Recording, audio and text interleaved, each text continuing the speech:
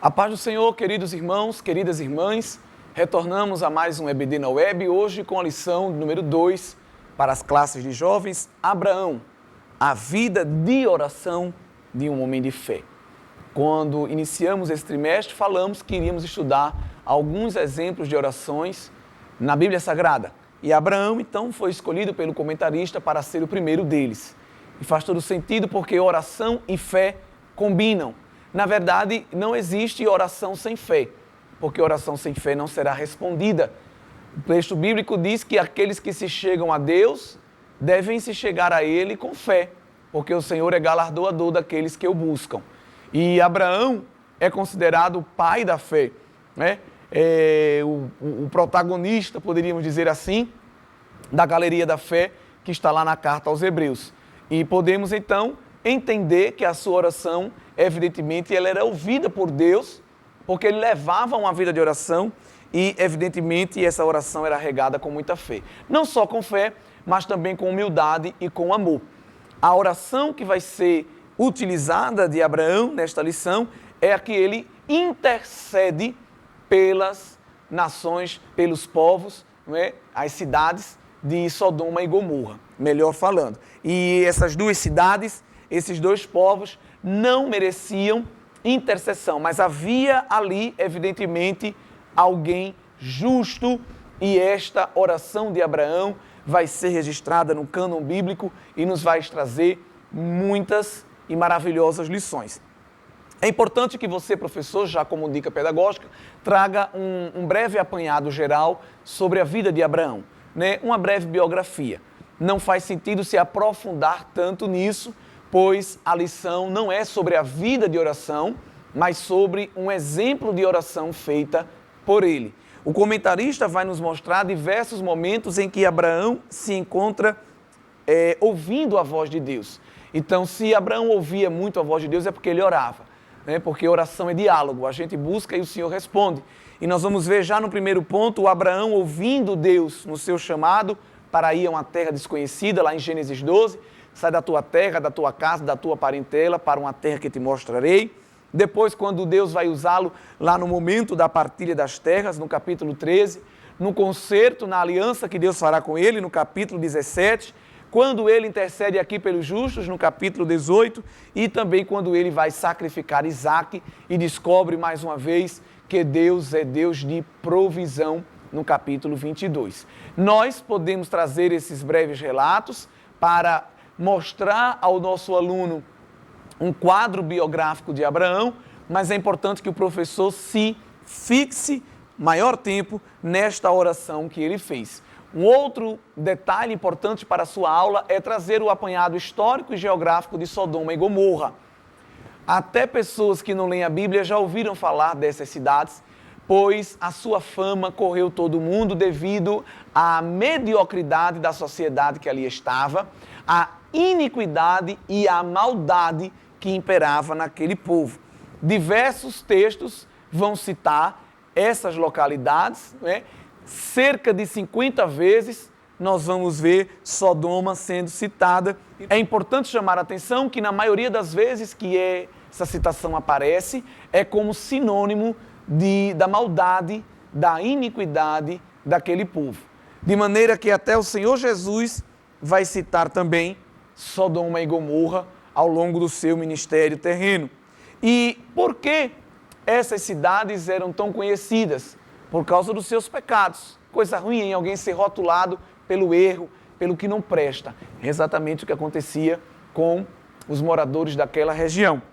Lá na epístola escrita por Judas, na curta epístola de Judas, no versículo 7, Sodoma vai ser citada pela sua imoralidade sexual. Você vai se lembrar que foi lá quando Deus enviou anjos e até os anjos foram molestados pelos cidadãos, não é, com práticas homossexuais. E Deus envia ali um castigo cegando aquele povo. Ló vai tentar dar as suas filhas àqueles homens para aplacar o furor deles, para vocês observarem como a cidade era mal. Quando se falava de imoralidade sexual, se utilizava Sodoma e Gomorra como padrão.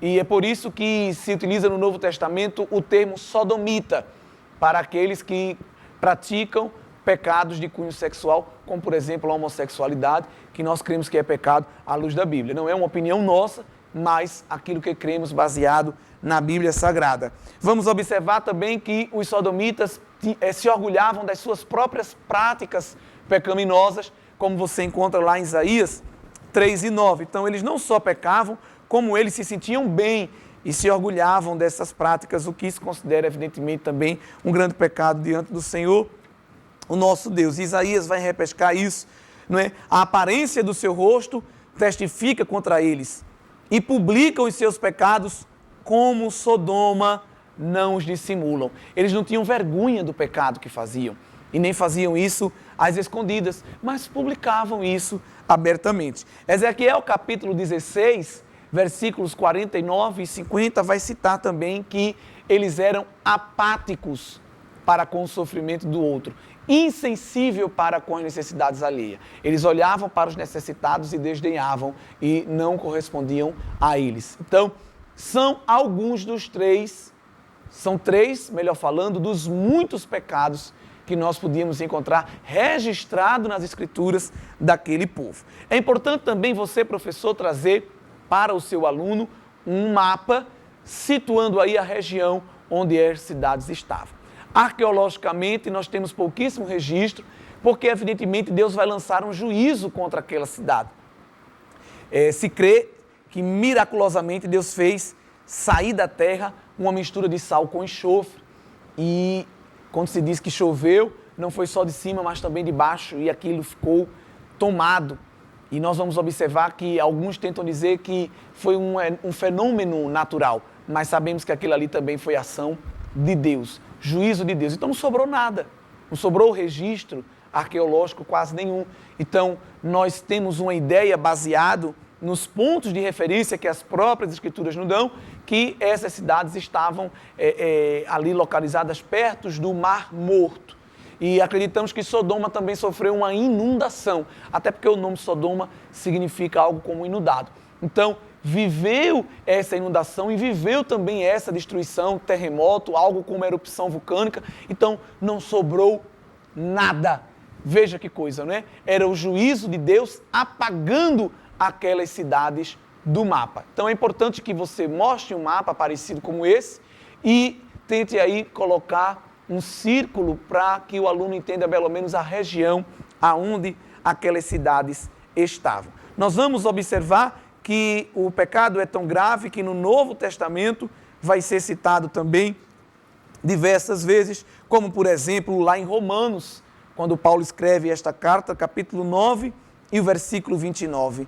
E como antes disse Isaías, Paulo aqui citando um texto veterotestamentário, se o Senhor dos Exércitos não nos deixar a descendência, teríamos sido feitos como Sodoma e seríamos semelhantes a Gomorra, ou seja, apagados, extintos do mapa.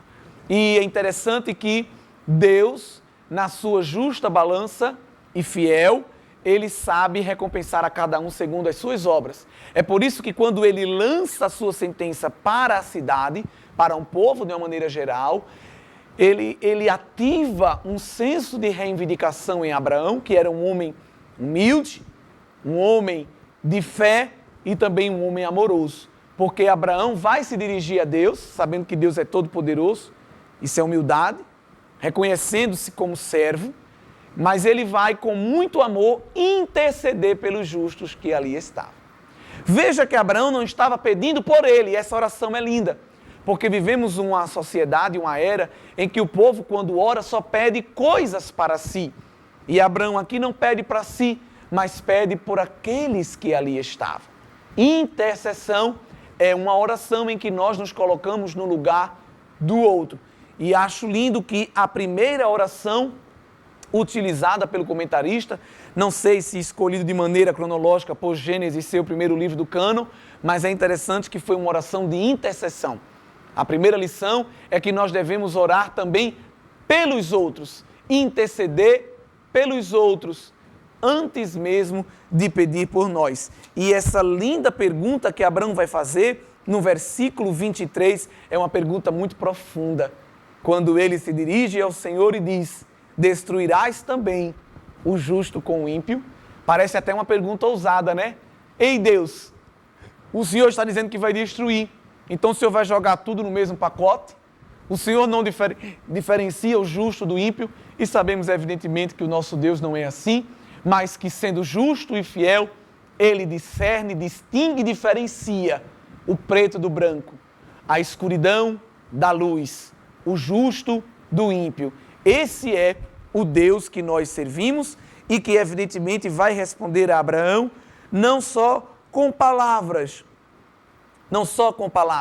mas com prática. E é lindo que o Senhor diz assim, olha, se eu em Sodoma achar 50 justos dentro da cidade, pouparei todo o lugar por amor deles. Evidentemente que ali haviam milhares de habitantes, mas o Senhor disse, se tivesse ali 50, eu pouparia porque os amaria. E Abraão compreende que estava sendo ousado, e aqui vai aparecer a sua humildade no verso 27, quando ele diz, eis que agora, aleluia, me atrevi a falar ao Senhor, ainda que sou pó e cinza. Então, no verso 23, ele faz uma pergunta ousada, mas no verso 27, ele mostra que sabe o lugar dele. É importante quando a gente orar, a gente entender isso. Mostre, professor, aluno, este contraponto do verso 23 e do verso 27. Que Abraão reivindicou algo a Deus, mas sem sair da sua posição de servo. Tanto que ele mesmo se confessa, eu sou pó e cinza. Este é o primeiro passo para a gente ter a nossa oração ouvida. É nos colocarmos na presença de Deus, sabendo o nosso lugar e sabendo também a nossa posição. E Deus vai responder para Abraão, dizendo que não ia destruir. E Abraão diz, e se o senhor achar 40? Deus diz, não, eu não vou destruir. E se o senhor achar 30? E Deus, não vou destruir. E Abraão, com muita ousadia, banhada e temperada com humildade, no verso 32 diz, Senhor, não se ire, não se zangue, mas eu pergunto agora só mais uma vez, e se ali o senhor achar só 10? E o Senhor diz, não, Abraão, eu não destruirei por amor aos 10. E foi-se o Senhor quando acabou de falar a Abraão. Essa oração foi um diálogo, e um diálogo rápido, né? Porque Abraão perguntava e Deus respondia. Que sejamos como o pai da fé, que possamos atrair o amor de Deus, não só por nós, mas por aqueles que estão ao nosso redor. A síntese da lição nos diz que a vida de Abraão nos traz grandes ensinamentos sobre a oração como um estilo de vida. E o texto do dia, que é o texto áureo, o sumo texto da lição, nos traz uma promessa de Jeremias 29 e 12. Então me invocareis e ireis e orareis a mim e eu os ouvirei. É lindo o que está também no Salmo 90 e o verso 15, promessa de Deus, ou melhor, Salmo 91, promessa de Deus para aquele que o busca em oração. Ele me invocará e eu lhe responderei, e estarei com ele na angústia, livrá-lo-ei e o honrarei. Deus abençoe a todos, em nome de Jesus.